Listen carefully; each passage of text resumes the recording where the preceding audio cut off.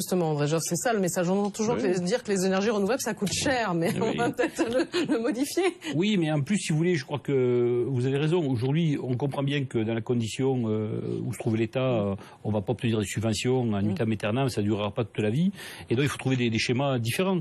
Par exemple, l'autoconsommation en photovoltaïque, c'est-à-dire en fait produire de l'électricité avec son toit et la consommer soi-même. Mais ça, on n'en parle pas justement dans la loi sur la transition énergétique. Et les Français disent par exemple, on n'a pas le droit de le faire. Alors qu'en fait, on a tout à fait le droit, de le faire. Mais il y a un bruit qui court comme ça qu'on n'a pas le droit. Bon, alors en fait, il y a des commissions qui se réunissent depuis quelques mois déjà, qui travaillent là-dessus, et on espère que dans quelques semaines, on aura un cadre juridique pour définir ça. Mais vous voyez, l'autoconsommation, c'est quelque chose qui ne coûte pas cher à l'État, puisque il y a plus de subventions, et ça permet d'avoir des solutions qui sont.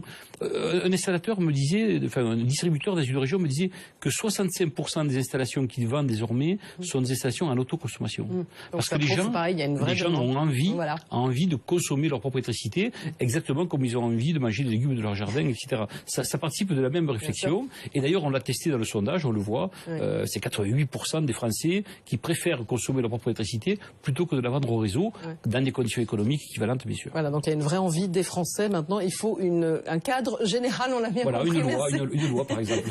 Ça serait pas mal. Merci André Joffre, président de Qualité ENR. Et puis